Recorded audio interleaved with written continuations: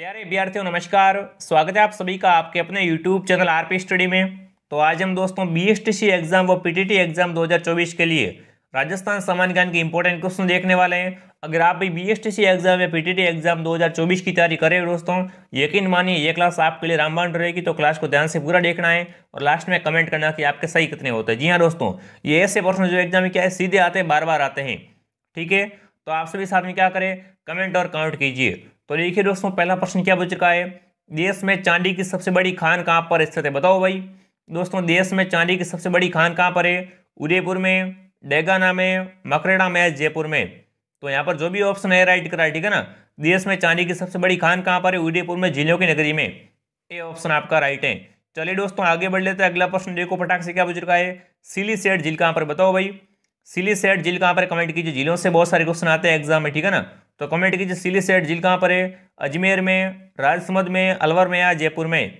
तो देखो दोस्तों सिलीसेट झील कहाँ पर है, अलवर जिले में सिलीसेट झील है। तो सी ऑप्शन आपका राइट है। जो भी यहाँ पर सी ऑप्शन कमेंट करा है दोस्तों, बहुत ही बढ़िया, बहुत ही शानदार। चलिए आगे बढ़ते ले। अगला प्रश्न देखिए फटाक से क्या बचका है दोस्तों, ये क्वेश्चन राज्य व्यवस्था का, ठीक है ना।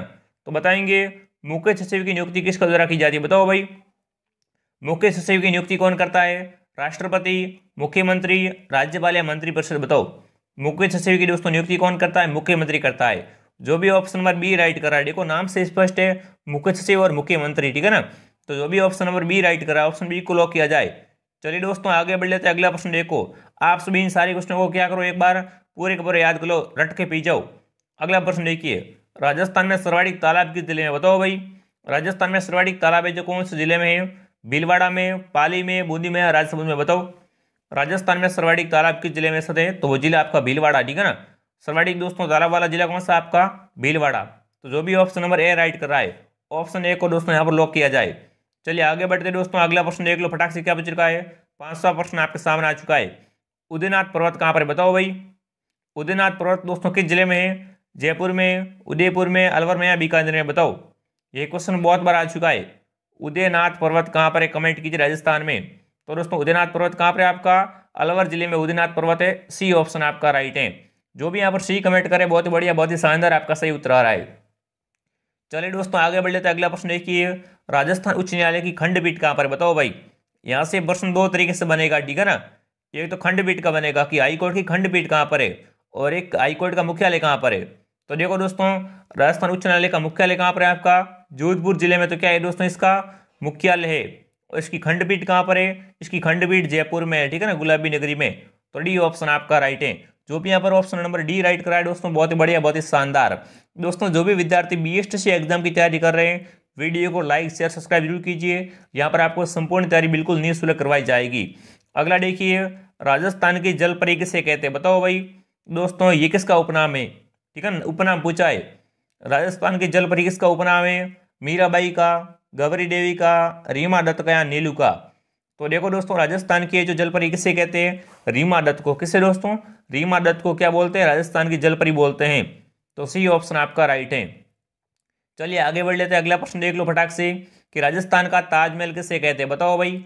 राजस्थान का दोस्तों ताजमहल किसे कहा जाता है, खेतड़ी महल को, जसवंत थड़ा को, आमेर दुर्ग को या दोस्तों जूनागढ़ दुर्ग को, बताओ। राजस्थान का ताजमहल किससे कहते हैं, तो दोस्तों राजस्थान का ताजमहल किससे कहते हैं, जसवंत थड़ा को। जो भी ऑप्शन बी राइट करे, ऑप्शन बी को लॉक किया जाए, ठीक है ना। राजस्थान का ताजमहल किससे कहते हैं, जसवंत थड़ा को कहते हैं। आगे बढ़ लेते हैं दोस्तों। अगला प्रश्न देखिए, राजस्थान में भक्ति आंदोलन का प्रचार करने वाले संत थे, बताओ भाई।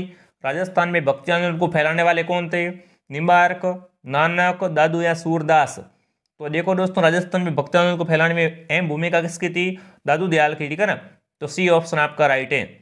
चलिए दोस्तों, मैं आपको बहुत ही कम समय में इंपॉर्टेंट क्वेश्चन करवाता रहता हूं, तो आपको क्लास को डेली ज्वाइन करना है। अगला देखिए, विधान परिषद के सदस्यों का कार्यकाल कितना होता है, बताओ भाई। राज्य व्यवस्था का इंपॉर्टेंट क्वेश्चन, सभी कमेंट कीजिए।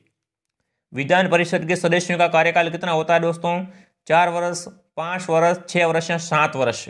तो यहाँ पर सी ऑप्शन, ठीक है ना। विधान परिषद के सदस्यों का कार्यकाल कितना होता है दोस्तों, 6 वर्ष का होता है।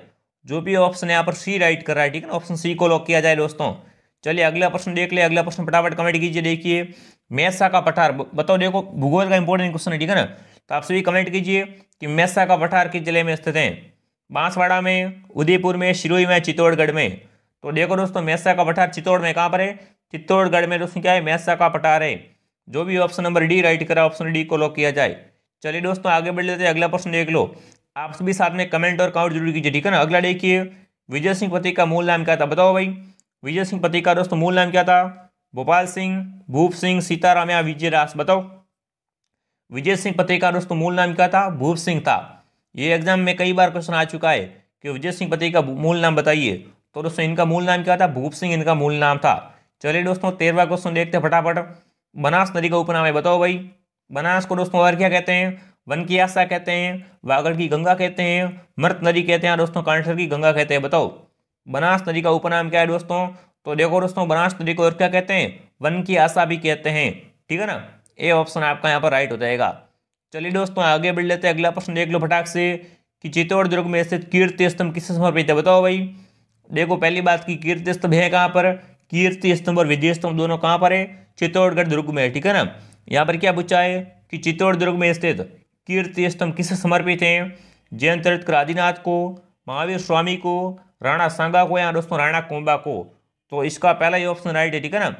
चित्तौड़ का कीर्ति स्तंभ दोस्तों किससे समर्पित है? जैन तीर्थंकर आदिनाथ को समर्पित है। चलिए दोस्तों आगे बढ़ लेते हैं, अगला प्रश्न देख लो फटाक से। संविधान की प्रारूप समिति के अध्यक्ष कौन थे, बताओ भाई। संविधान की प्रारूप समिति के अध्यक्ष कौन थे? Doctor Rajendra Prasad, JB. कृपलानी, सच्चिदानंद सिन्हा, या दोस्तों डॉक्टर भीमराव अम्बेडकर। जब भी बात संविधान की आती है बिल्कुल आपको क्या करना है, एक बार भीमराव अम्बेडकर को क्या करना, हाईलाइट करना है। तो डी ऑप्शन आपका राइट है, ठीक है ना। संविधान की प्रारूप समिति के अध्यक्ष कौन थे? डॉक्टर भीमराव अम्बेडकर थे। चलिए दोस्तों आगे बढ़ लेते हैं, अगला प्रश्न देख लीजिए क्या पूछ रखा है। लोक देवता तेजाजी का वाहन कौन सा है, बताओ भाई। देखो तेजाजी का वाहन कौन सा है? खच्चर नहीं है, ऊंट नहीं है, और सिंह भी नहीं है, ठीक है ना। तो घोड़ी दोस्तों थी तेजाजी के जो, और उसका नाम क्या था? लीलन था, ठीक है ना। लीलन, जो कि दोस्तों क्या थी? तेजाजी के वाहन था, घोड़ी थी। तो बी ऑप्शन आपका राइट है, ठीक है ना। बी ऑप्शन को आप लॉक कीजिएगा।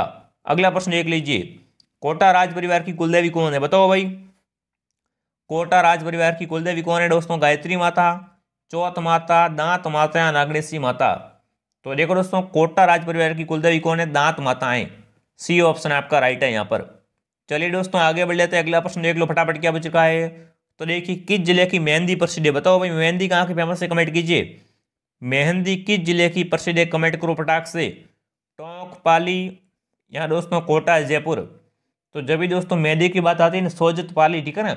सोजत पाली के दोस्तों क्या है? मेहंदी बहुत ही फेमस है, बहुत ही पॉपुलर है। तो सी ऑप्शन आपका राइट है। चलिए दोस्तों आगे बढ़ लेते हैं, अगला प्रश्न देख लो फटाक से। सरस्वती नदी का दूसरा नाम क्या था, बताओ भाई। सरस्वती नदी का दूसरा नाम क्या था? सिंधु नदी, घग्गर नदी, सतलज नदी, या लोणी नदी, बताओ। सरस्वती का दोस्तों दूसरा नाम क्या था? घग्गर नदी।